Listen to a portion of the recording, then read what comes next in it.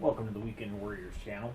Today I'm going to turn this Jeep Gladiator into a Gaslands vehicle.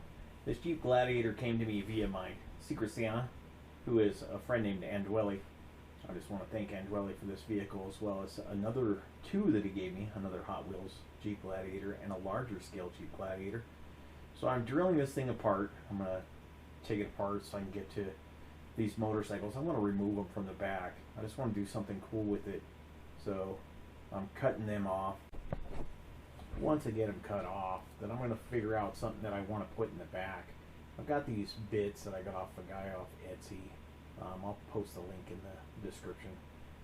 It was a pretty good deal of a bunch of bits for Gaslands. And this piece, I've got to sand it down, make sure it'll fit, a bit of work. But first I'm going to add this armor to the windshield. I had a bit of trouble, so I cut out a lot of it. The glue, it was sticking to my hands as well as the piece. So now I'm putting a little baking soda on it to get it to stick a little better. Do a little bit of sanding around the baking soda, kind of clean up the edges a little bit. I'm looking for different weapons that I can mount to this thing. As you can see, I've got quite the pile there. A crossbow. That might be a little ridiculous. A gun that was actually made to mount around a wheel well, which was really cool looking.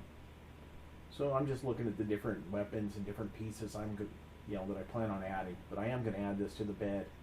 So I've got to sand it a lot. So it took me a while to get this thing in there, or to get it to fit. And once I got it fit, it seemed to fit pretty snug. But I noticed later, and you'll see it in a bit, that the piece actually popped out of the bed a little bit on the right-hand side. So it doesn't look perfectly level like it does there in that picture. I think I had it too snug and I needed to sand a bit more. But I glue it in, and I put a little more baking soda underneath just to make sure that piece stays. Although it did pop out. You can't tell there, but you can tell later when I get it back from primering it. So now I've got a nice little gun I want to mount on the side. So this is also from those bits.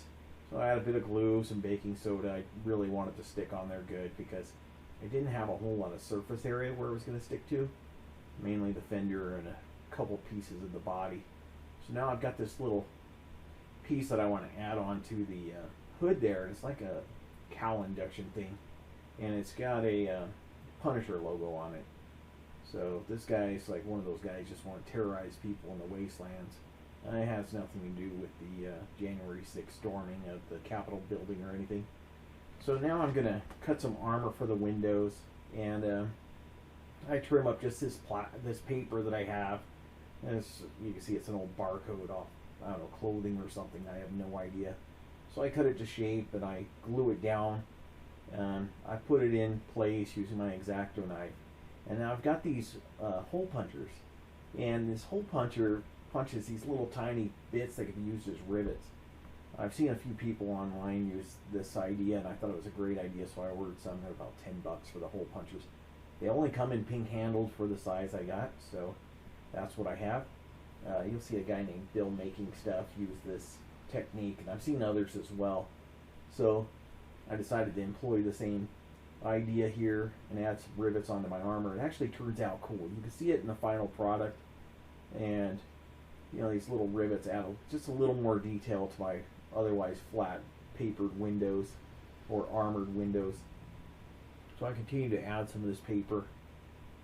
It's a quick, easy way to add armor just using some scraps. And then I end up punching some more of the bits just to add, a few more pieces of the rivets there. You see one stuck there on the roof of that vehicle. I just got it back from primering it, and when I sat it upside down, it picked up one on the roof. I'll scrape that off in a minute, but it's kind of glued to the top. They're so small, and they disappear when you're dumping them out of the hole punchers. So I'm just kind of brushing on some blue. There I go, scraping off that rivet. I'm brushing on some blue. I want to leave a lot of this rust brown that was used as a rattle-can primer for this thing. I want to use that as the rust base. And so I'm only dabbing on some blue, not really giving it a great paint job. I'm not trying to do anything fancy. I really want this to look kind of like it's a bit weathered. So I'm just adding different colors. I'm sanding where needed. Oh, another piece of cardboard for, this might be for the rear. No, this is for the tailgate. I did not put the inside, the interior back and the interior contains the tailgate basically. So I didn't want to put it back in because you weren't going to see it, so I figured I'd use it in a model later on or something else. So I saved it, and I'm just putting a piece of card there for the tailgate, and I'll brush some paint on it and try to get it to match as best I can.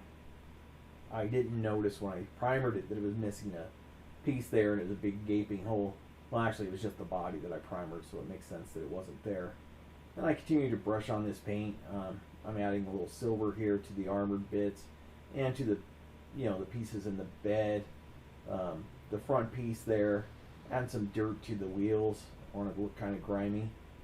So I continue just adding paint, brush on with this awful brush that I have that works, works great for stippling on paint. So I added some brown, like a base color. It was a light brown. It's what I had on my palette at the time, but I need a little bit more dark brown to add to the tailgate, and I'll add some blue in a bit. It's probably one of my final touches. So here I am, I'm going to add some black to that machine gun on the side. So I want to make sure it stands out a bit from the body. You can't tell it's got a side-mounted machine gun, or I guess that would be a front-mounted machine gun on the side there, even though it's side-mounted, it is aiming forward. We'll see how the rules play out on that one. And so I continue to add some colors, and you can't see what I'm doing, but I'm adding some red here to the jerry can that's in the back, as well as it looks like a toolbox, so I add some red to that as well, kind of breaking up the color of all the little bits that are in the bed. And so I'll get some green and add it to one part where it looks like maybe it's camping equipment, I don't know. So I just add some green also to break it up a bit. There's a machine gun lying down in the bed there, it's hard to tell. And it's got this Punisher logo on the front, and you can see I'm coloring it in white, and I just kind of clean up a little over paint, I guess, on the edge there. So I'm cleaning that up a bit, and I'm adding some more gray to the armor plating. And my hand's off camera, and we've got to figure that out. So I add a little silver to the cowl, some painting in the lights, give it some lights, and clean up my mess again. And add a little here I go finishing the tailgate, like I said earlier. I add a little red to the tail lights. And that's pretty much it. And it turned out really well. But I want to thank you guys for watching. Please like and subscribe. Here's my glamour shot here. I think it turned out pretty cool. Thank you.